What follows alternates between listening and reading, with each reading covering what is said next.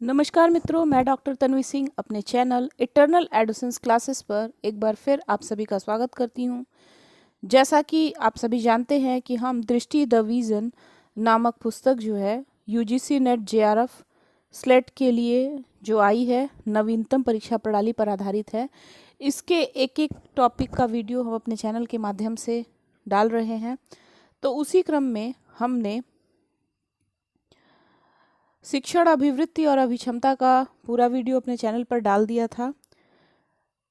शोध अभिवृत्ति का वीडियो में पार्ट 1 हमने डाल दिया था। आज हम पार्ट 2 को लेकर आए हैं और उसी में शोध अभिवृत्ति खत्म हो जाएगा। तो अगर आप हमारे चैनल पर नए हैं तो हमारे चैनल को जरूर सब्सक्राइब करिए ताकि आगे आने वाली वीडियो की नोटिफिकेशन आपको आसानी से मिल जाए।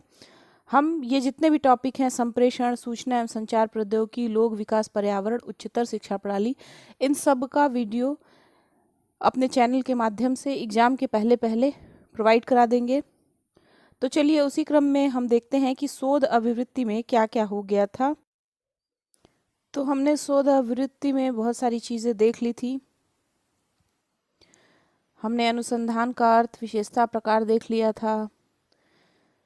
लगभग हमने बहुत सारी चीज़ों को कवर कर लिया था। आज हम अनुसंधान नैतिकता पढ़ने वाले थे। हम सीधे उसी टॉपिक पर चलते हैं। तो आज हम पढ़ने वाले हैं अनुसंधान नैतिकता, रिसर्च एथिक्स। तो चलिए आज की क्लास को स्टार्ट करते हैं। अनुसंधान नैतिकता।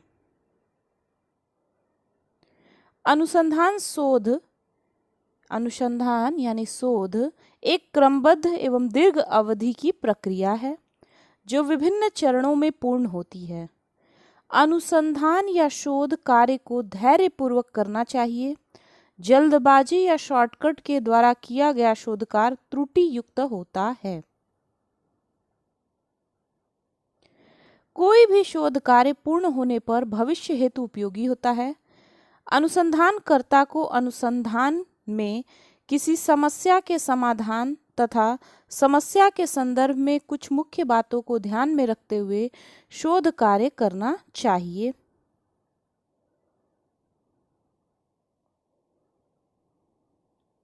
समस्या के समाधान में मुख्य बातें गहन अध्ययन प्लस स्वविवेक प्लस बौद्धिक कौशल। तो क्या क्या चीज़ें होनी चाहिए उसमें?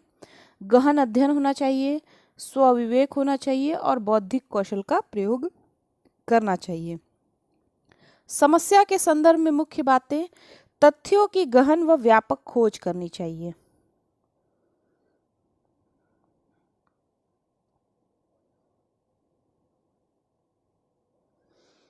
अनुसंधान यानी शोध नैतिकता अनुसंधान के जिम्मेदार आचरण के लिए दिशा निर्देश प्रदान करता है। जब हम नैतिकता के बारे में सोचते हैं तो हम सही एवं गलत के बीच भेद करने वाले नियमों के बारे में सोचते हैं।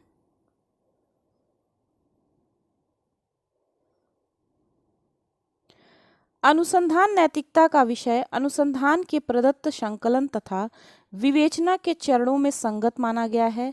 जैसे शोध रिपोर्ट्स को रिपोर्ट करना शोध नैतिकता का विषय हो सकता है। अनुसंधान नैतिकता का बहुधा प्रत्यक्ष संबंध समस्या प्रतिपादन और अनुसंधान निष्कर्षों को प्रतिवेदित करने से होता है। अनुसंधान नैतिक तभी होगा जब उत्तरदाता की गोपनीयता तथा अज्ञानता सुनिश्चित होगी। शोध नैतिकता को बेहतर करने हेतु शोधार्थी को ही शोध समस्या सौंपनी चाहिए। अनुसंधान के नैतिक मूल्य अथवा सिद्धांत। अनुसंधान में ईमानदारी पूर्वक आंकड़ों, परिणाम तथा विधियों के साथ प्रकाशन स्थिति की रिपोर्ट तैयार करें। अनुसंधान में किसी भी प्रकार के पूर्वाग्रह व भ्रांत धारणा से बचना चाहिए।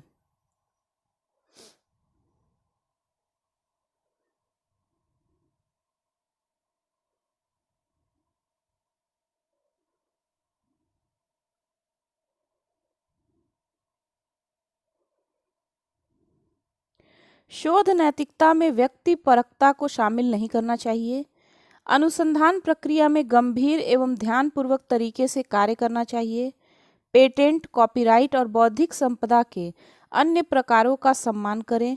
अनुमति के बिना प्रकाशित डाटा, विधियों व परिणामों का उपयोग न करें। अनुसंधान सर्वजन हिताय होता है। साहित्य की समीक्षा करना जिसमें संगत क्षेत्र के अन्य व्यक्तियों का प्रासंगिक पूर्व कार्यों का योगदान ही अच्छी शोध नैतिकता की श्रेणी से संबंधित होता है। यह एक स्वतंत्र और स्वाभाविक प्रक्रिया है। अनुसंधान विश्वसनीय प्रक्रिया है। यह ज्ञान वृद्धि में सहायक है। अनुसंधान मानव गरिमा, गोपनीयता और स्वायत्तता का सम्मान करता है। अनुसंधान एक कलात्मक और सृजनशील प्रक्रिया है। अनुसंधान मानवीयता के गुणों से परिपूर्ण होता है। अनुसंधान कार्य भविष्य के लिए उपयोगी होता है।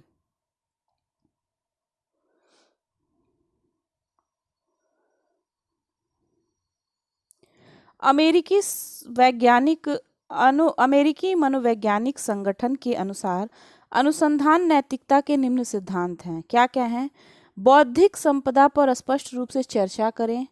विभिन्न भूमिकाओं के प्रति सचेत रहें। सूचित सहमति नियमों का पालन करें। गोपनीयता और निजता का सम्मान करें। अब अनुसंधान में त्रुटियां, ये देख लेते हैं।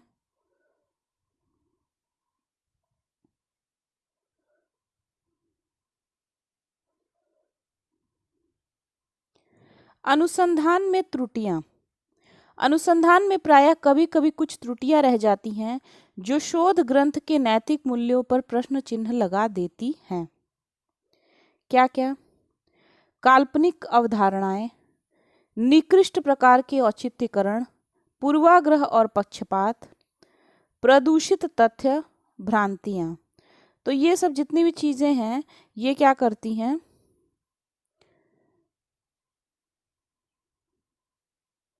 ये सब जो है शोध ग्रंथ जो होता है उसके नैतिक मूल्यों पर प्रश्न चिन्ह लगा देती हैं। अगर काल्पनिक अवधारणाएं हैं, निकृष्ट प्रकार के औचित्यकरण है, पूर्वाग्रह और पक्षपात है, प्रदूषित तथ्य है और जो भ्रांतियां हैं। अब हम देखेंगे पेपर, लेख, कार्यशाला, संगोष्ठी, सम्मेलन एवं परिसंवाद। तो इन सबको अलग अलग देखेंगे। ये बहुत इंपॉर्टेंट है आपकी एग्जाम की दृष्टि से। तो सबसे पहले हम अनुसंधान पेपर, पत्र यानी रिसर्च पेपर और लेटर को देखेंगे। बहुत ध्यान से सुनिएगा, सुनने मात्र से ही आपको चीज़ें तैयार हो जाएंगी, ये मेरा विश्वास है।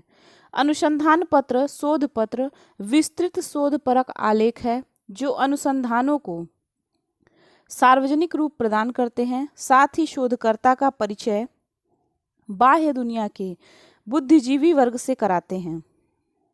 अनुसंधान पत्र के माध्यम से शोधकर्ता अपने अनुसंधान के तथ्यों, दृष्टिकोणों एवं निष्कर्षों को विश्व के प्रबुद्ध समाज में संप्रेषित करता है। अनुसंधान पत्र के लेखन कार्य में शोधकर्ता को प्राथमिक व द्वितीयक स्रोत की सहायता लेनी पड़ती है। अनुसंधान पत्र में समकक्षी, पुनरीक्षित मूल शोध या अन्य द्वारा किए गए शोध का मूल्यांकन निहित होता है। अनुसंधान पेपर पत्र के लाभ यानी रिसर्च पेपर के क्या एडवांटेज हैं, इसको देख लेते हैं। अपने क्षेत्र के विद्वानों से प्रत्यक्ष एवं अप्रत्यक्ष ढंग से परिचित होना, राष्ट्रीय, अंतर्राष्ट्रीय एवं क्षेत्रीय उपलब्धियां एवं ख्याति अर्जित करना, आगामी अनुसंधानों में अपेक्षित सुधार करना, अनुसंधान प्रक्रिया एवं निष्कर्षों का व्यापक संप्रेषण, अनुसंधान संबंधी आत्मविश्वास में वृद्धि होना, अनुसंधान के निष्कर्षों को व्यापक आलोचना एवं सुधार के लिए स्वतंत्र करना, अपनी लक्ष्योन्मुखी अनुसंधान प्रक्रिया का दिन प्रतिदिन परिमार्जन करना, आत्म प्रकाशन, आत्म प्रबोधन जैसे मूल्यों का निर्माण करना।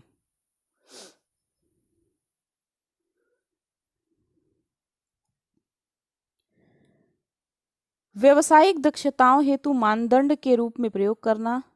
अनुसंधान पत्र शोधकर्ता की व्याख्या, विश्लेषण क्षमता, मूल्यांकन और तर्क को प्रस्तुत करता है। अनुसंधान पेपर को लिखने की प्रक्रिया यानी प्रोसेस क्या है रिसर्च पेपर को लिखने की, इसको देख लेते हैं। अनुसंधान एक वैज्ञानिक प्रक्रिया है, इसलिए वैज्ञानिक प्रक्रिया को अनुसंधान पत्र के रूप में संप्रेषण करने की विधा भी अनिवार्य रूप से वैज्ञानिक ही होगी। अनुसंधान पत्र के लेखन प्रक्रिया के प्रमुख बिंदु निम्नलिखित हैं।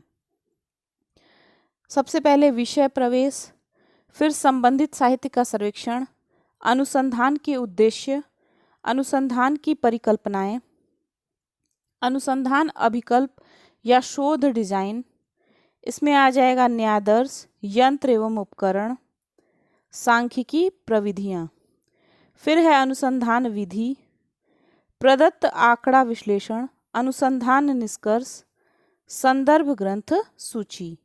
तो इसको आप देख लीजिएगा। विषय प्रवेश, संबंधित साहित्य का सर्वेक्षण, अनुसंधान के उद्देश्य, अनुसंधान की परिकल्पनाएं, अनुसंधान अभिकल्प एवं शोध डिजाइन, इसमें न्यायादर्श, यंत्र एवं उपकरण, सांख्यिकी प्रविधियों का प्रयोग करेंगे। फिर अनुसंधान विधि क्या है, प्रदत्त आंकड़े का विश्लेषण करेंगे, निष्कर्ष निकालेंगे और संदर्भ ग्रंथ सूची के बारे में लिखेंगे। अब हम देखेंगे अनुसंधान शोध लेख यानी रिसर्च आर्टिकल।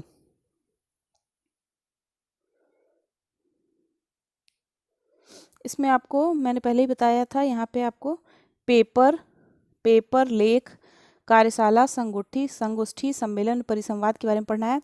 तो पेपर हो गया, अब हम लेख के बारे में देखेंगे। अनुसंधान लेख अनुसंधान के सैद्धांतिक पक्ष का निर्माण करते हैं। मूल रूप से कहा जा सकता है कि ये लेख शोधकर्ता के उच्च स्तर के चिंतनीय बोध की अभिव्यक्ति है, जो आगामी व्यवहारिक प्रकृति के अनुसंधानों की नींव रखते हैं। शोधकर्ता अपनी विचारों की पुष्टि के लिए आगमनात्मक, निगमनात्मक, तार्किक क्रिया का प्रयोग करता है, साथ ही अपने सृजनात्मक क्षमताओं के द्वारा उनकी पुष्टि भी करता है। अनुसंधान लेख न्यूनाधिक रूप में अनुसंधान पत्रों के प्रारूप में ही तैयार किए जाते हैं और अपने विचारों एवं मतों की पुष्टि के लिए प्रामाणिक ग्रंथों, लेखकों एवं विचारकों पर निर्भर रहते हैं। प्रभाव गुणक अनुसंधान पत्रिका की गुणवत्ता का सूचक होता है। अनुसंधान लेख के अनिवार्य तत्व हम देखेंगे। अब क्या क्या अनिवार्य तत्व हैं। अच्छे अनुसंधान लेख में निम्नलिखित तथ्यों का अनिवार्य रूप से होना चाहिए। क्या क्या होना चाहिए? अनुसंधान लेख में एक परिकल्पना, एक प्रस्तावित प्रश्न शामिल होना चाहिए। अनुसंधान लेख में विषयों का विवरण शामिल होना चाहिए। अनुसंधान लेख में निष्कर्ष शामिल होने चाहिए। अनुसंधान लेख में आगामी अनुसंधान के लिए सुझाव होना चाहिए। संदर्भों का उल्लेख होना चाहिए। एक अनुसंधान लेख में किस प्रकार की त्रुटियां नहीं होनी चाहिए, इस बात का भी ध्यान देना चाहिए। तो किस प्रकार की त्रुटियां नहीं होनी चाहिए उसको अब हम देख लेते हैं। अनुसंधान लेख में समाचार पत्रों के लेख नहीं होने चाहिए। यह एक अनुमान आधारित दस्तावेज नहीं होना चाहिए। अनुसंधान लेख में संपादकीय लेख नहीं होने चाहिए। अनुसंधान लेख में किसी पुस्तक या परीक्षण की समीक्षा भी नहीं होनी चाहिए। अनुसंधान लेख में सलाह देने वाले कॉलम नहीं होने चाहिए। अनुसंधान पत्र में शोधकर्ता द्वारा तथ्यों एवं विचारों को मिश्रित नहीं करना चाहिए। ऐसा करने से अनुसंधान पत्र का स्तर गिर जाता है। अब हम देखेंगे कार्यशाला, वर्कशॉप। कार्यशाला क्या होती है इसके बारे में देखेंगे। कार्यशाला एक छोटे समूह हेतु संक्षिप्त गहन पाठ्यक्रम है, जिसमें किसी विशेष समस्या के समाधान के लिए कौशल या तकनीकी विकास पर जोर दिया जाता है। कार्यशाला अनुसंधान के वास्तविक एवं क्रियात्मक पक्ष के विकास पर बल देती है। इससे यह बताया जाता है कि अनुसंधान के विभिन्न क्षेत्रों में कौन कौन सी विधियों, उपायों एवं निष्कर्षों को कब, कहाँ, कैसे और क्यों प्रयोग किया जाए तथा प्रायोगिक परिस्थितियों में किन किन सावधानियों का ध्यान रखकर आगे बढ़ाया जाए।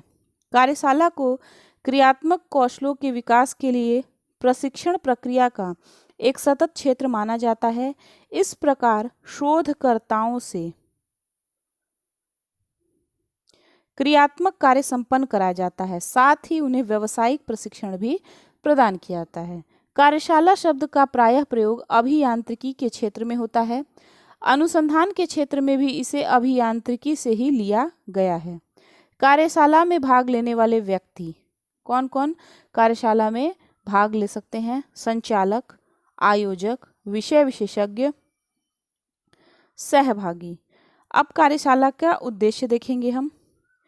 कार्यशाला के उद्देश्य में विषय से संबंधित जटिल समस्याओं का समाधान करना होता है, किसी विषय के विविध पक्षों का विवेचन करना होता है, समस्या के समाधान एवं उद्देश्यों की पूर्ति के लिए अनुसंधान विधियों का निर्धारण करना, तात्कालिक समस्याओं के प्रति सक्रियता, वर्तमान समस्याग्रस्त क्षेत्रों के प्रति जागरूकता, अनुसंधान अभिकल्प या शोध डिजाइन को तैयार करना, अनुसंधान करने की योग्यताओं का विकास करना, संबंधित साहित्य संग्रह का संरक्षण करना, कार्यशाला के माध्यम से व्यावसायिक क्षमता का विकास करना, कार्यशाला में व्यक्तिगत रूप से भाग लेने एवं कार्य करने की क्षमता विकसित करना, प्रविधियों, उपकरणों एवं यंत्रों के चयन की आवश्यक शर्तों की जानकारी प्राप्त करना।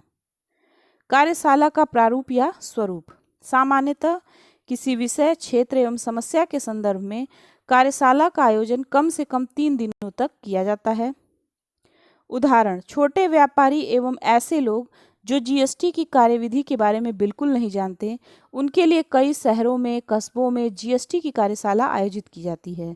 वहाँ जीएसटी के विषय विशेषज्ञ उनकी शंकाओं को दूर करते हैं। कार्यशाला की 3 अवस्थाएं होती हैं। प्रथम अवस्था, इस अवस्था में प्रकरण यानी केस से संबंधित प्रस्तुतिकरण एवं स्पष्टीकरण होता है। द्वितीय अवस्था, यह अवस्था 3 दिनों से लेकर 7 दिनों तक चलती है। प्रशिक्षण लेने वाले सभी सदस्यों को छोटे छोटे समूहों में विभाजित करके उन्हें अपने अपने कार्य निर्धारण की स्वतंत्रता दी जाती है। कार्य करने के बाद अपने अपने समूह में की गई त्रुटियों के सुधार का प्रयास किया जाता है।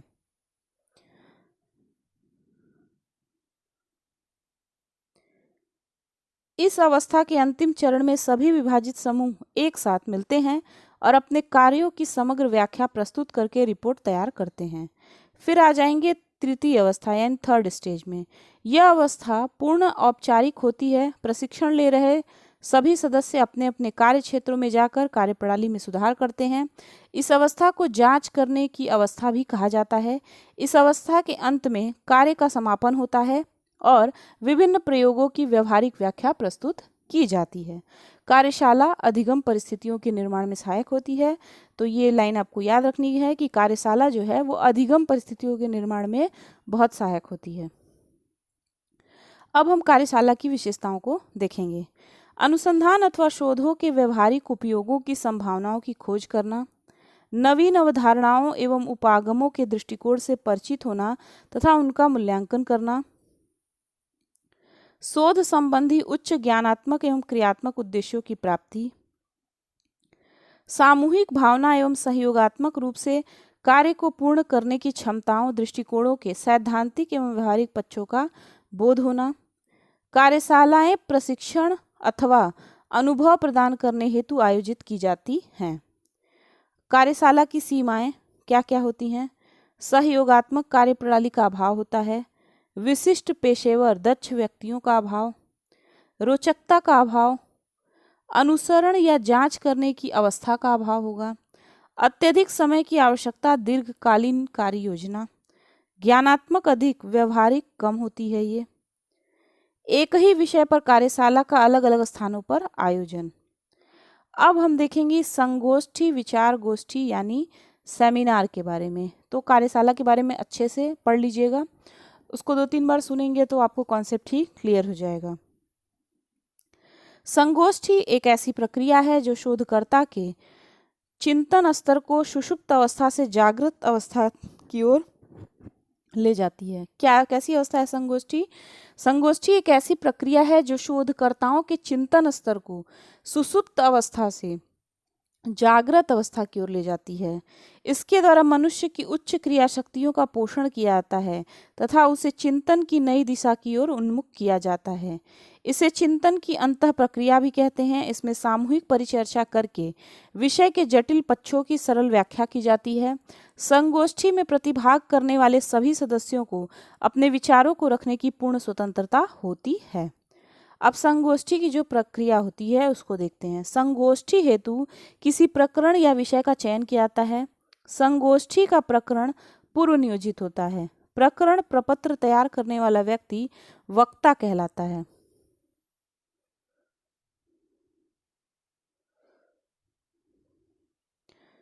प्रकरण की प्रमुख विषय वस्तु सभी को पहले ही बता दी जाती है, जिससे संप्रेषण और विषय वस्तु के स्वरूप को समझने में सहायता मिलती है। विभिन्न संस्थाओं से व्यक्तियों को आमंत्रित किया जाता है। संगोष्ठी के कार्य संचालन के लिए सहभागियों में से ही अध्यक्ष का चयन किया जाता है। संचालन प्रक्रिया अध्यक्ष निर्धारण करता है। संचालन प्रक्रिया अध्यक्ष निर्धारित करता है। परिचर्चा में अध्यक्ष की अनुमति से सभी वक्ता अपने अपने विचार रखते हैं। प्रकरण प्रस्तुत करने के पश्चात अध्यक्ष प्रश्न पूछने का अवसर प्रदान करता है।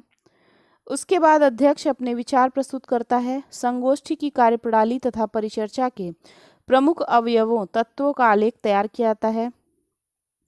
प्रकरण तथा वाद विवादों के निष्कर्षों को प्रकाशित किया जाता है।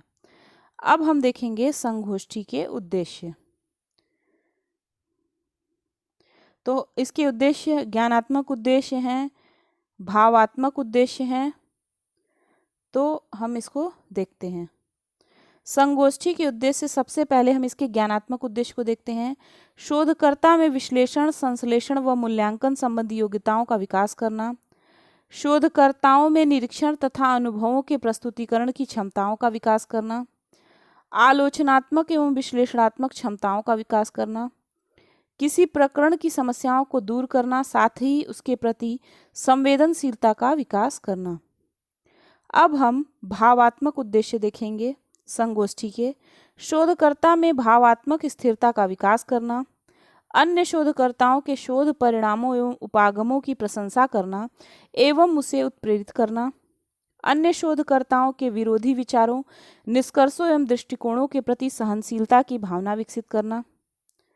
साथ ही शोधकर्ताओं के प्रति सम्मान की भावना का विकास करना। अब हम संगोष्ठी के प्रकार देखेंगे। संगोष्ठी 4 प्रकार की होती है। सबसे पहले लघु संगोष्ठी। कक्षा में किसी विषय पर चर्चा करने के लिए आयोजित संगोष्ठी को मिनी सेमिनार अथवा लघु संगोष्ठी कहा जाता है। फिर है मुख्य या बड़ी संगोष्ठी। जो सेमिनार किसी संस्था या विभाग के स्तर पर आयोजित किया जाता है उसे मुख्य संगोष्ठी या मेन सेमिनार कहते हैं। फिर होता है राष्ट्रीय संगोष्ठी। राष्ट्रीय स्तर पर किसी संगठन द्वारा आयोजित संगोष्ठी को राष्ट्रीय संगोष्ठी यानी नेशनल सेमिनार कहते हैं। फिर है अंतर्राष्ट्रीय संगोष्ठी यानी इंटरनेशनल सेमिनार। ऐसी संगोष्ठियां जिनका आयोजन यूनेस्को एवं अन्य अंतर्राष्ट्रीय संगठनों द्वारा किया जाता है उन्हें अंतर्राष्ट्रीय संगोष्ठी कहते हैं। अब संगोष्ठी के आयोजन में घटक तत्वों की भूमिका।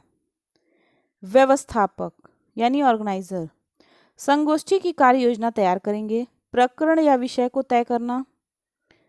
विषय के कुछ भागों को अलग अलग वक्ताओं को आवंटित करना। विषयानुरूप वक्ता तय करना।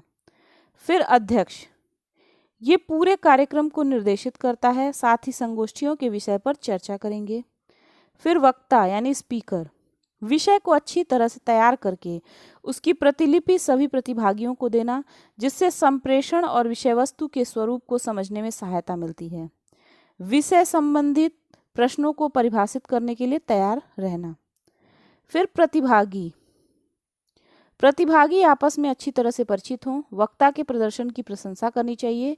प्रतिभागी को प्रश्न रखने और स्पष्टीकरण प्राप्त करने में सक्षम होना चाहिए। संगोष्ठी में 25 से 30 प्रतिभागी होने चाहिए। अब हम संगोष्ठी की विशेषताएं देखेंगे। उच्च चिंतन का विकास होना, स्वतंत्र विचारों को प्रोत्साहन मिलना, सामाजिक एवं भावात्मक गुणों का विकास, स्वाभाविक अधिगम प्रक्रिया का विकास, प्रस्तुतिकरण एवं तर्क करने की क्षमताओं का विकास, वाद विवाद संबंधी कौशल का विकास, प्रजातांत्रिक मूल्यों का विकास, आलोचनात्मक चिंतन प्रक्रिया का विकास। अब संगोष्ठी की सीमाएं देख लेते हैं क्या क्या हैं। संगोष्ठी सेमिनार को विषय वस्तु की सभी सामग्रियों पर व्यवस्थित नहीं किया जा सकता। संगोष्ठी तकनीकी का उपयोग शिक्षा के सभी स्तरों में नहीं किया जा सकता। माध्यमिक स्तर की कक्षाओं के लिए उपयोगी नहीं है। संगोष्ठी एवं कार्यशाला में विभेद यानी अंतर को अब देख लेते हैं हम। ये बहुत कंफ्यूज करता है, इसलिए आप इसको यहाँ पे देख लेंगे तो आपको चीज़ें क्लियर हो जाएंगी। संगोष्ठी एवं कार्यशाला शिक्षण तकनीकी या विधि के रूप में उच्च शिक्षा से जुड़ी हुई है। इन दोनों का एकमात्र लक्ष्य अनुसंधानकर्ता या शोधकर्ता को उनके अनुसंधान के क्षेत्र में सहायता करना है। अब हम देखते हैं दोनों में अंतर। संगोष्ठी की सामान्यतः 90 मिनट से 3 घंटे तक की अवधि होती है। कार्यशाला दीर्घ अवधि की होती है जो 3 दिनों से लेकर 10 दिन तक चलती है। संगोष्ठी में सैद्धांतिक निर्माण होता है। कार्यशाला में संगोष्ठी के सभी तत्व शामिल होते हैं। कार्यशाला एक व्यवहारिक प्रयोग होता है। संगोष्ठी में विषय पूर्व नियोजित होता है, साथ ही विषय के संबंध में प्रतिभागियों को पहले ही संक्षेप में बता देते हैं। कार्यशाला में भी विषय पूर्व नियोजित होता है, लेकिन विषय के बारे में कार्यशाला में भाग ले रहे प्रतिभागियों को कुछ नहीं पता होता है। संगोष्ठी में आमतौर पर 10 से 50 व्यक्तियों के समूह के लिए आयोजित किया जाता है। संगोष्ठी में यह संख्या 100 से ऊपर भी जा सकती है। यदि 100 के ऊपर प्रतिभागियों की संख्या है तो सेमिनार को सफल माना जाता है। कार्यशाला में प्रतिभागियों की संख्या सीमित होती है, इसलिए वक्ता या व्याख्याता के साथ निजी बातचीत संभव होती है। अब हम देखेंगे सम्मेलन यानी कॉन्फ्रेंस।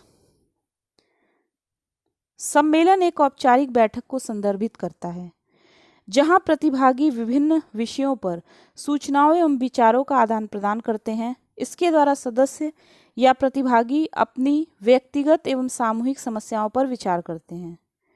यह एक प्रकार के बड़े समूह की सभा होती है जहां सदस्य आपस में विचारों का आदान प्रदान एवं अपने ज्ञान का संग्रहण करते हैं। प्रतिभागियों के समूह द्वारा सम्मेलन के उद्देश्य व कार्यप्रणाली को समूह के वरिष्ठ व्यक्ति या नेता द्वारा स्पष्ट किया जाता है। उच्च शिक्षा के क्षेत्र में अधिगम के लिए एक महत्वपूर्ण विधि है। शोधकर्ता अनुसंधानकर्ता इसके द्वारा अनुसंधान के क्षेत्र में संज्ञानात्मक, ज्ञानात्मक एवं भावात्मक उद्देश्यों की प्राप्ति करता है।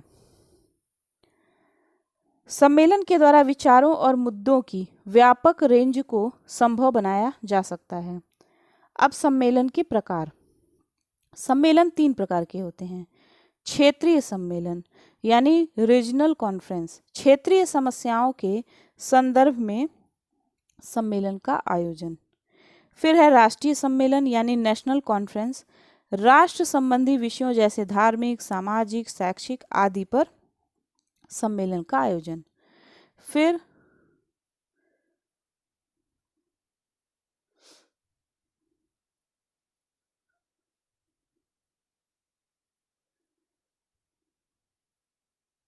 और इसमें छूट गया है तो तीसरा होगा अंतर्राष्ट्रीय सम्मेलन। और अंतर्राष्ट्रीय सम्मेलन में अंतर्राष्ट्रीय संबंधी विषयों के संदर्भ में सम्मेलन का आयोजन होता है। ठीक है, तो सम्मेलन के 3 प्रकार होते हैं, क्षेत्रीय सम्मेलन, राष्ट्रीय सम्मेलन और अंतर्राष्ट्रीय सम्मेलन। इसको आप ध्यान रखिएगा। सम्मेलन में क्या होता है? समान विचारधारा वाले लोगों से मिलने व बातचीत करने का अवसर मिलता है। संयम, धैर्य, कार्यकुशलता तथा सहनशीलता जैसे गुणों का विकास होता है। अनुसंधान संबंधी समस्याओं के प्रत्येक पक्ष का स्पष्ट निरूपण होता है। सहयोगात्मक भावना द्वारा समस्या समाधान की क्षमताओं का विकास होता है।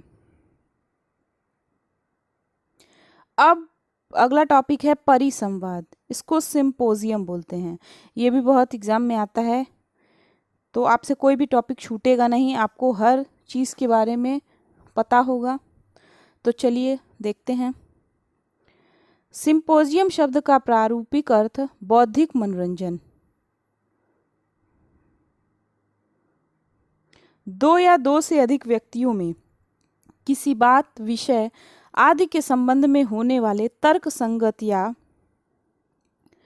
विचारपूर्ण वाद विवाद को परिसंवाद कहा जाता है। परिसंवाद के द्वारा कोई व्यक्ति सामूहिक स्थिति में किस प्रकार दूसरों से विचारों का आदान प्रदान कर पाता है, इसी क्षमता को आंका जाता है।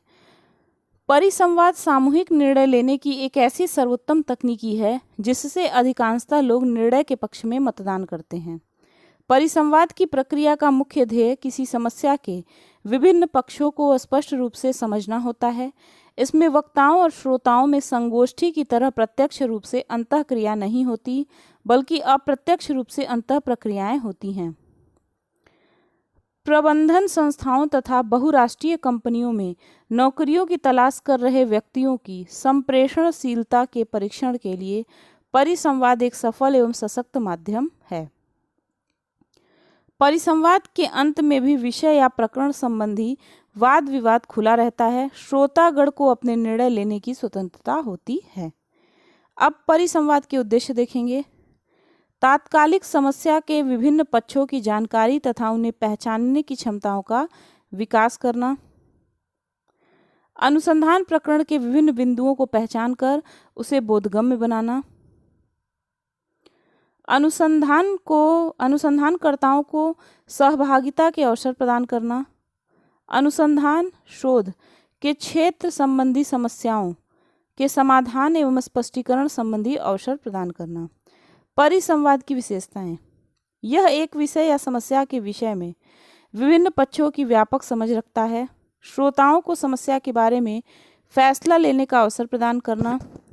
उच्च कक्षाओं में विशिष्ट विषय और समस्याओं के लिए उपयोग किया जाता है। समायोजन, सहयोग एवं सहनशीलता के मूल्यों का निर्माण करना। संश्लेषण एवं मूल्यांकन संबंधी योग्यताओं का विकास करना। परिसंवाद के प्रकार। परिसंवाद दो प्रकार के होते हैं।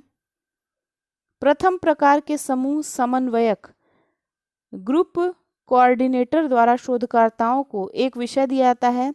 शोधकर्ता या अभ्यर्थियों से निर्धारित अवधि तक परिचर्चा करने को कहा जाता है। दूसरे प्रकार के समूह में व्यक्ति अध्ययन केस स्टडी की स्थिति की प्रतिलिपि दी जाती है और शोधकर्ता अभ्यर्थियों को 3 या 4 मिनट तक का समय उसे पढ़ने व समझने के लिए दिया जाता है। तत्पश्चात समूह को दिए हुए व्यक्ति अध्ययन के आधार पर प्रश्नों पर चर्चा होती है। अब है अनुसंधान डिग्री समिति, रिसर्च डिग्री कमिटी। विश्वविद्यालय द्वारा गठित अनुसंधान डिग्री समिति कोर्स वर्क में सफल होने वाले उम्मीदवारों को ही पीएचडी में पंजीकृत होने के लिए अनुमोदन प्रदान करती है। अब हम अगला टॉपिक देखेंगे, शोध प्रबंध लेखन, इसकी विशेषताएं एवं प्रारूप। तो चलिए सबसे पहले देखते हैं शोध प्रबंध लेखन, इसकी विशेषता देखेंगे, इसके प्रारूप देखेंगे। तो पहले देखेंगे कि शोध प्रबंध लेखन होता क्या है। शोध प्रबंध लेखन एक ऐसी विधा है जो शोध के संपूर्ण तथ्यों को एकत्रित, संकलित एवं सुसंगठित करती है। यह लेखन किसी विशेष क्षेत्र में ज्ञानकोश की अवधारणा को सरल शब्दों में स्पष्ट करके अन्य शोधकर्ताओं का अनावश्यक समय नष्ट होने से बचाता है। उद्देश्य के अनुकूल शोध प्रबंध को अन्य नामों जैसे शोध निबंध अथवा लेख या विवरण आदि से भी जाना जाता है। अच्छे शोध प्रबंध लेखन में निरंतरता, स्पष्टता और अच्छा सारांश, संदर्भों की सावधानीपूर्वक जांच तथा विराम चिन्ह में कमी होनी चाहिए। शोध प्रबंध से अनुसंधान की पद्धति का विस्तृत विवरण अपेक्षित होता है। किसी भी शोध प्रबंध लेखन के प्रारूप को निम्नलिखित रूपरेखा के द्वारा दर्शाया जाता है। इसे मुख्यतः 3 भागों में रखकर अध्ययन करते हैं। शोध प्रबंध लेखन का वर्गीकरण। प्रथम भाग या मूल भाग, इसमें क्या क्या होगा। मुख्य पृष्ठ यानी टाइटल पेज, अनुमोदन पत्र, अप्रूवल लेटर, विषय वस्तु सारणी, टेबल ऑफ कंटेंट, प्राकथन, तालिका सूची, ग्राफ चित्र तालिका, निष्कर्ष, सारांश। ये प्राथमिकताएं हैं, ठीक है। यानी प्रथम भाग मूल भाग में क्या क्या चीज होगी। मुख्य पृष्ठ होगा, अनुमोदन पत्र, विषय वस्तु सारणी, प्राकथन, तालिका सूची, ग्राफ चित्र तालिका, निष्कर्ष, सारांश। अब द्वितीय भाग में क्या क्या चीजें होंगी। ये आपका शोध प्रबंध का प्रमुख भाग होगा। तो इसमें क्या क्या होगा द्वितीय भाग में। भूमिका होगी, संबंधित साहित्य का सर्वेक्षण, शोध अभिकल्प, प्रदत्त विश्लेषण एवं विवेचना, शोध उपलब्धियां, निष्कर्ष एवं सामान्यीकरण, सुझाव एवं संस्तुति। तो ये शोध प्रबंध का प्रमुख भाग होगा, द्वितीय वाला जो भाग होगा। फिर तृतीय भाग, तृतीय भाग में क्या क्या होगा? संदर्भ ग्रंथ सूची होगी, परिशिष्ट होगा और अनुक्रमणिका होगी। तो संदर्भ ग्रंथ सूची, तृतीय भाग में संदर्भ ग्रंथ सूची एवं अनुक्रमणिका होगी। ठीक है, तो आपने जैसा कि देखा 3 भाग होगा, प्रथम भाग, द्वितीय भाग, तृतीय भाग। प्रथम भाग मूल भाग होगा, इसमें मुख पृष्ठ, अनुमोदन पत्र, विषय वस्तु सारणी, प्राकथन, तालिका सूची, ग्राफ, चित्र तालिका, निष्कर्ष और सारांश होगा। फिर द्वितीय भाग जो होगा वो मुख्य भाग, ये आपका प्रमुख भाग है, इसमें भूमिका होगी, संबंधित साहित्य का सर्वेक्षण होगा, शोध विकल्प होगा, प्रदत्त विश्लेषण विवेचना होगी, शोध उपलब्धियां, निष्कर्ष एवं सामान्यीकरण होगा, सुझाव एवं संस्तुति होगी। फिर तृतीय भाग में हम संदर्भ ग्रंथ सूची, परिशिष्ट और अनुक्रमणिका को देखेंगे। तो आपको ये सीक्वेंस याद होना चाहिए। अब देखिए प्राथमिकताएं।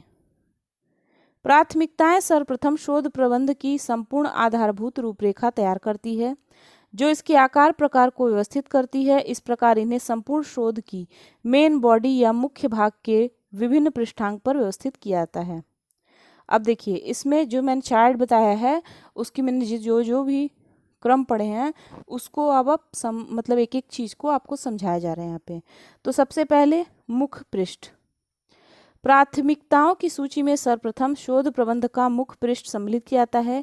किसी भी शोध प्रबंध का मुख्य पृष्ठ उसके संपूर्ण स्वरूप की रूपरेखा प्रस्तुत करता है। विभिन्न विश्वविद्यालयों में शोध प्रबंध के मुख्य पृष्ठ निम्नलिखित रूप में प्रस्तुत किए जाते हैं। देखिए शोध प्रबंध का शीर्षक होगा, विश्वविद्यालय का नाम होगा, उपाधि जिसकी प्राप्ति हेतु शोध प्रबंध प्रस्तुत किया जाना है, वर्ष, आपके पर्यवेक्षक होंगे और आपका नाम यानी शोधकर्ता और विभाग का नाम। इतनी चीज़ें होती हैं। इसको एक बार मैं छोटा कर देती हूँ, इसको आप देखिए, देखिए ऐसे होना चाहिए। फिर अब सेकंड था अनुमोदन पत्र। ये क्या होता है? विश्वविद्यालय में अनुमोदन पत्र के द्वारा पर्यवेक्षक, विभागाध्यक्ष अथवा परामर्शदात्री समिति अंतिम रूप से इस तथ्य को प्रमाणित करते हैं कि शोधार्थी ने उक्त उपाधि के संदर्भ में अनिवार्य अर्हताओं को पूर्ण किया है। अतः यह कह सकते हैं कि अनुमोदन पत्र शोध के मापदंड को व्यवस्थित रूप से क्रियान्वित करने के लिए एक आवश्यक कदम है। फिर विषय वस्तु या सारणी। इस भाग में शोध प्रबंध के सभी मुख्य अध्यायों तथा इसके अंतर्गत आने वाले शीर्षक, उपशीर्षक एवं प्रमुख तथ्यों को प्रस्तुत किया जाता है, साथ ही इसके सम्मुख पृष्ठ संख्या का वर्णन भी करते हैं। फिर है प्राकथन। शोधकर्ता जब शोध प्रबंध को प्रस्तुत करता है तो विशिष्ट प्रसंगों, महत्वपूर्ण स्रोतों, जटिलताओं, अनुभूतियों एवं मूल्यों का वर्णन करता है जिन्हें उसने अपने शोध कार्य के समय में अनुभव किया। मूलतः इसमें विभिन्न व्यक्तियों, संस्थाओं, परिवारजनों तथा विश्वविद्यालय से संबंधित कर्मचारी वर्गों के प्रति आभार प्रदर्शित किया जाता है। फिर आती है तालिका सूची। इस भाग में पाठ सूची के स्थान पर तालिका सूची अंकित की जाती है। तालिका सूची में विभिन्न अध्यायों के अंतर्गत आने वाली तालिकाओं को उनके उपयुक्त क्रमांक के साथ अंकित किया जाता है। तालिका सूची शोध प्रबंध की संपूर्ण तालिकाओं का रिकॉर्ड प्रस्तुत करती है। अब है आकृति, ग्राफ एवं चित्र तालिका। शोध कार्य करते समय उससे व्यक्त तथ्यों, निष्कर्षों एवं डिजाइन, अभिकल्प आदि को सुगमता से व्यक्त करने के लिए शोध प्रबंध में ग्राफ, आकृति एवं चित्रों का प्रदर्शन किया जाता है। इसका मुख्य ध्येय होता है जनसाधारण के मानस पटल पर अवबोध पैदा किया जा सके। फिर होता है निष्कर्ष, सारांश। शोधकर्ता द्वारा शोध प्रबंध के साथ ही संपूर्ण शोध अध्ययन का सारांश विश्वविद्यालय अथवा महाविद्यालय में प्रस्तुत किया जाता है। कम पृष्ठों अथवा निश्चित शब्दों में निष्कर्ष, सामान्यीकरण एवं सुझावों के साथ साथ अध्ययन का लक्ष्य, क्षेत्र तथा व्यवस्था की रूपरेखा निर्मित करना ही इसका मुख्य उद्देश्य है। फिर शोध प्रबंध का प्रमुख भाग आता है जो उसका द्वितीय भाग है। उसमें क्या क्या आता है? यह भाग शोध विवरण के गठन का सबसे महत्वपूर्ण भाग होता है। इसके अंतर्गत शोध प्रबंध में तैयार विभिन्न अध्यायों को व्यवस्थित क्रम में प्रस्तुत किया जाता है। इसमें विभिन्न भाग सम्मिलित होते हैं जो निम्नलिखित रूप में नीचे प्रस्तुत हैं। सबसे पहले होती है भूमिका। शोध प्रबंध का महत्वपूर्ण अध्याय जो संपूर्ण अध्ययन संबंधी विवरण को प्रस्तुत करता है। शोध अध्ययन का संपूर्ण वैज्ञानिक प्रारूप इसी में समाहित होता है। इस अध्याय के अंतर्गत समस्या की उत्पत्ति, प्रकृति, उपादेयता, आवश्यकता के साथ साथ उद्देश्य, परिकल्पनाएं तथा अध्ययन विधि का भी उल्लेख रहता है। इसमें निम्नलिखित तत्व होते हैं: समस्या की प्रकृति एवं आवश्यकताएं, समस्या का परिभाषीकरण, समस्या की परिकल्पनाएं, समस्या की उपादेयताएं, समस्या का परिसीमन, समस्या का महत्व, समस्या संबंधी सर्वेक्षण कार्य, मौलिक मान्यताएं तथा संदर्भ की मीमांसात्मक रूपरेखा। फिर संबंधित साहित्य का सर्वेक्षण। यह शोध प्रबंध का द्वितीय महत्वपूर्ण अध्याय है। इसे शोध प्रबंध का आधार बिंदु भी कहा जाता है क्योंकि यह समस्या चयन, उपकरण चयन, परिकल्पना निर्माण, अध्ययन अभिकल्प तथा समस्या परिभाषीकरण एवं परिसीमन में महत्वपूर्ण योगदान देता है। यह निष्कर्ष पर आधारित खंड है जो शोधार्थी को ज्ञात से अज्ञात मार्ग की समस्याओं के समाधान का अवसर प्रदान करता है। फिर है शोध अभिकल्प। इसमें क्या होता है? इस अध्याय में शोध को संगठित एवं व्यवस्थित रूप से संपन्न करने की रूपरेखा प्रस्तुत की जाती है, जिससे शोधकर्ता अपने अध्ययन हेतु चयन की गई समस्या का समुचित ढंग से विश्लेषण करके उससे प्राप्त परिणामों, निष्कर्षों का सामान्यीकृत कर सके। शोध अभिकल्प में निम्नलिखित तथ्यों को सम्मिलित किया जाता है। क्या क्या? प्रदत्त फलांकन विधि, न्यायादर्श चयन, प्रायोगिक अभिकल्प, उपकरण चयन, सांख्यिकी विधियां। ये आपको याद होना चाहिए कि शोध अभिकल्प में कौन कौन से तथ्य सम्मिलित होते हैं। तो इसमें प्रदत्त फलांकन विधि, न्यायादर्श चयन, प्रायोगिक अभिकल्प, उपकरण चयन और सांख्यिकी विधियां होती हैं। फिर प्रदत्त विश्लेषण एवं विवेचन। इसमें इस अध्याय में उपयुक्त एवं निश्चित स्थानों पर विश्लेषित सामग्री का ग्राफों एवं चित्रों की सहायता से प्रदर्शन किया जाता है। यह प्रयोगात्मक एवं सर्वेक्षण अनुसंधानों में संपूर्ण रूप से शोधकर्ता के सांख्यिकी ज्ञान पर आधारित होता है। शोधकर्ता का सांख्यिकी ज्ञान जितना बेहतर होगा, प्रदत्तों का विश्लेषण उतना ही स्पष्ट होगा। फिर है शोध उपलब्धियां, निष्कर्ष एवं सामान्यीकरण। यह शोध का अंतिम अध्याय होता है। शोध का यह भाग संपूर्ण शोध के मुख्य सार तत्वों को प्रस्तुत करता है, साथ ही उद्देश्यों की कहाँ तक प्राप्ति हुई है और परिकल्पनाएं सत्य हैं असत्य हैं इनकी भी पुष्टि करता है।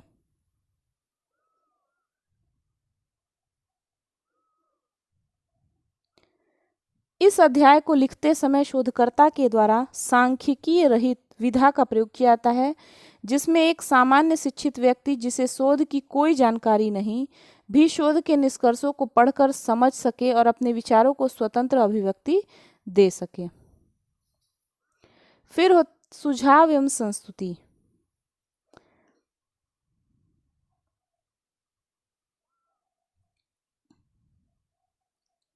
प्रत्येक शोधकर्ता शोध कार्य में आने वाली समस्याओं को दूर करने हेतु सुझाव देता है, साथ ही नवीन शोधकर्ताओं के लिए नई शोध समस्याओं की संस्तुति करता है। सुझाव एवं संस्तुति का मुख्य उद्देश्य भविष्य में होने वाले शोध कार्य हेतु नवीन शोधकर्ताओं को ऊर्जा प्रदान करना है। फिर है संदर्भ ग्रंथ सूची एवं अनुक्रमणिका। तीसरा भाग है ये। इसमें सबसे पहले होगा संदर्भ ग्रंथ सूची। शोधकर्ता के शोध कार्य में प्रयुक्त सभी पुस्तकों, सामयिक पत्र, पत्रिकाओं, शोध पत्र एवं प्राथमिक एवं द्वितीयक स्रोतों से संकलित समस्त सामग्रियों का विस्तृत लेखा जोखा संदर्भ ग्रंथ सूची के अंतर्गत आते हैं। प्रायः शोधकर्ता अपने अनुसंधान में दो प्रकार के साक्ष्य सामग्री का उपयोग करता है, प्राथमिक स्रोत और द्वितीयक या गौड़ स्रोत। अब देखिए, ये आपको याद होना चाहिए, एकदम अच्छे से याद होना चाहिए कि प्राथमिक स्रोत में क्या आएगा, द्वितीयक में क्या आएगा। ये भी छांटने के लिए दे देता है। तो साक्ष्य सामग्री में प्राथमिक स्रोत में आपका मूल पुस्तकें आ जाएगी, शोध पत्र आ जाएगा, पांडुलिपियां आ जाएगी, मूल लेख आ जाएगा, इंटरनेट, मैनुअल्स, शोध प्रबंध। प्राथमिक में क्या क्या आएगा? मूल पुस्तकें, शोध पत्र, पांडुलिपियां, मूल लेख, इंटरनेट मैनुअल शोध प्रबंध। उसके बाद द्वितीयक या गौड़ स्रोत में क्या क्या आ जाएगा, ईयर बुक्स आ जाएगा, एब्स्ट्रैक्ट्स आ जाएगा, अन्य ग्रंथ, एनसाइक्लोपीडिया, संपादित ग्रंथ, अनुवादित पुस्तकें। फिर से देख लीजिए, प्राथमिक में क्या आएगा, द्वितीयक में क्या आएगा। प्राथमिक में मूल पुस्तकें आएगा, शोध पत्र, पांडुलिपियां, मूल लेख, इंटरनेट मैनुअल, शोध प्रबंध आएगा। द्वितीयक स्रोत में ईयर बुक्स आ जाएगा, एब्स्ट्रैक्ट्स आ जाएगा, अन्य ग्रंथ आएगा, एनसाइक्लोपीडिया, संपादित ग्रंथ, अनुवादित पुस्तकें। ये आप याद कर लीजिएगा। संदर्भ ग्रंथ सूची निम्न प्रकार से संरचित की जाती है। विज्ञान संबंधी लेखों के लिए अमेरिकी मनोवैज्ञानिक संगठन द्वारा संदर्भ ग्रंथ सूची निम्नलिखित प्रकारों से संरचित की जाती है। विज्ञान संबंधी लेखों के लिए अमेरिकी मनोवैज्ञानिक संगठन, और मानवीय लेखों के लिए आधुनिक भाषा संगठन। ये भी आपको याद होना चाहिए। फिर पुस्तकों व पत्र पत्रिकाओं के लिए शिकागो मैनुअल ऑफ स्टाइल। फिर संदर्भ ग्रंथ सूची को भी वैज्ञानिक ढंग से लिख सकते हैं। इसका क्रम निम्नलिखित है। सर्वप्रथम लेखक का नाम, अंतिम भाग, फिर लेखक के नाम का अग्रभाग, फिर वर्ष, फिर पुस्तक का नाम या शीर्षक, फिर पुस्तक का प्रकाशन, पुस्तक का प्रकाशन स्थान, नगर, पुस्तक की पृष्ठ संख्या, संपूर्ण पृष्ठ संख्या। अमेरिकी मनोवैज्ञानिक संगठन एपीए शैली के संदर्भ प्रारूप के मूलभूत नियम निम्नलिखित हैं। देखिए, इसमें लेखकों के नाम विपरीत करके लिखे, यानी अंतिम नाम पहले। फिर लंबी कृतियों जैसे पुस्तक एवं जर्नल के शीर्षक तिरछा करके लिखें। संदर्भ सूची प्रविष्टियों को वर्णानुक्रम में सूचीबद्ध करें। उदाहरण, एपीए शैली के संदर्भ प्रारूप क्या होगा, Sharma, V 2010, fundamentals computer science, New Delhi, Tata McGrath हिल। फिर है परिशिष्ट, पुस्तक, लेख आदि का वह अंतिम भाग जिसमें आवश्यक या उपयोगी तथ्य विद्यमान रहते हैं किंतु किसी वैज्ञानिक कारणवश शोध प्रबंध के मुख्य भाग में नहीं जोड़ा गया है, उसे परिशिष्ट में जोड़ते हैं। परिशिष्ट के अंतर्गत प्रश्नावली, स्मृति पत्र, साक्षात्कार पत्र, मानचित्र, दीर्घ प्रश्न, विस्तृत सारणी प्रपत्र आदि आते हैं। फिर है अनुक्रमणिका, इंडेक्स। यदि विषय सूची की आवश्यकता है तो उसे सावधानीपूर्वक वर्णमाला क्रम के अनुसार तैयार किया जाना चाहिए। शोध प्रबंध लिखने के बाद उसकी पाठ सूची भी तैयार करनी चाहिए। पाठ सूची का प्रारूप निम्नलिखित हो सकता है। पाठ सूची देखिए, भूमिका, तालिका सूची, आकृति सूची, अध्याय, प्रकरण, पृष्ठ। तो अध्याय में देखिए प्रस्तावना,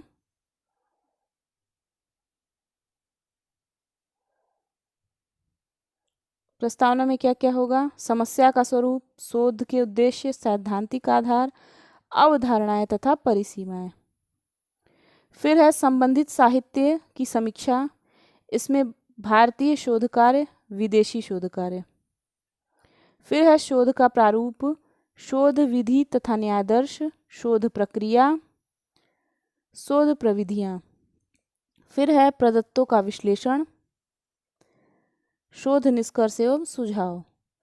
अब शोध निष्कर्ष एवं सुझाव में शोध का निष्कर्ष, शोध निष्कर्षों की आलोचना, शोध निष्कर्षों की उपयोगिता तथा महत्व, संदर्भ ग्रंथ सूची। फिर आएगा परिशिष्ट, और आप इधर देख रहे होंगे कि इधर पेज नंबर यानी पृष्ठ संख्या दिया है, तो आप पाठ सूची को एक बार फिर से देख सकते हैं। मैं इसको थोड़ा छोटा कर देती हूँ। देखिए,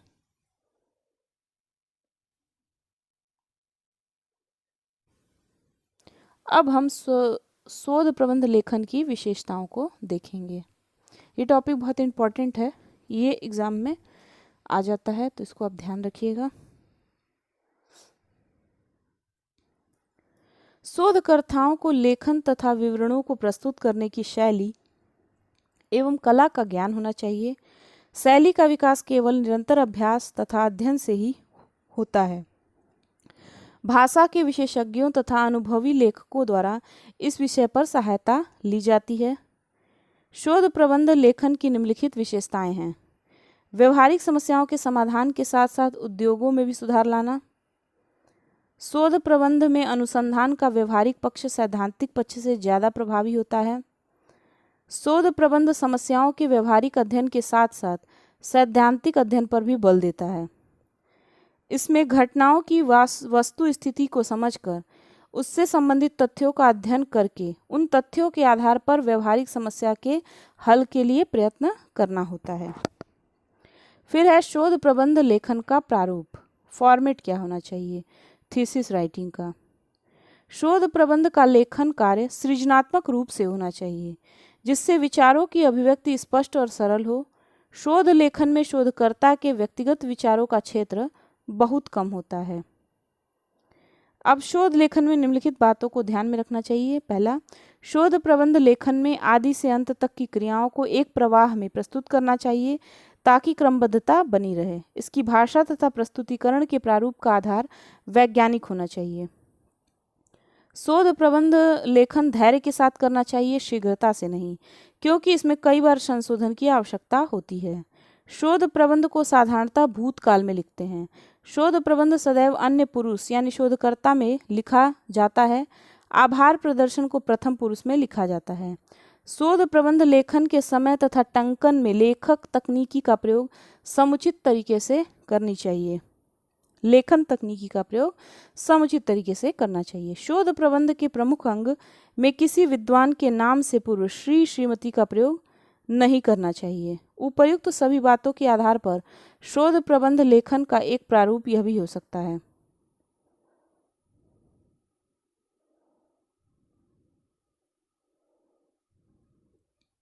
शोधकर्ता का नाम, फिर प्रस्तावित शोध के मुख्य उद्देश्य, शोध कार्य का शीर्षक, प्रस्तावित शोध कार्य का महत्व, स्थान, प्रस्तावित शोध विषय के साहित्य का सर्वेक्षण, प्रस्तावित शोध का अध्ययन अध्याय, शोध कार्यों की संभावित अवधि, प्रस्तावित शोध कार्य हेतु उपलब्ध सुविधाएं, संदर्भ ग्रंथ सूची। ठीक है। शोधकर्ता का नाम, प्रस्तावित शोध के मुख्य उद्देश्य, शोध कार्य का शीर्षक, प्रस्तावित शोध कार्य का महत्व, स्थान, प्रस्तावित शोध विषय के साहित्य का सर्वेक्षण, प्रस्तावित शोध का अध्ययन अध्यायों की संख्या, शोध कार्यों की संभावित अवधि, प्रस्तावित शोध कार्य हेतु उपलब्ध सुविधाएं, संदर्भ ग्रंथ सूची। ठीक है। तो इसी के साथ शोध अभिवृत्ति का ये टॉपिक भी आज यहीं पर समाप्त होता है। इसको पूरा आप लोग देख लीजिएगा। कहीं कोई समस्या हो तो उसको आप ज़रूर पूछिएगा। वैसे तो जितने भी चीज़ें आपके एग्ज़ाम की दृष्टि से महत्वपूर्ण है वो सारी चीज़ें इसमें बता दी गई हैं। आप इसको एक बार पढ़िए, 2 बार पढ़िए। मैं तो कहूँगी जब भी टाइम मिले इसको वीडियो को चला दीजिए ताकि चीज़ें एकदम आपके दिमाग में रहें, क्योंकि आप अलग से बैठते हैं पढ़ने तो आपकी तैयारी नहीं हो पाती है। लेकिन अगर आप इसको अच्छे से सुनेंगे एक टॉपिक को तो आपका फर्स्ट पेपर बहुत ही अच्छे से तैयार हो जाएगा। तो हम अब अगला टॉपिक संप्रेषण को लेकर जल्द ही उपस्थित होंगे।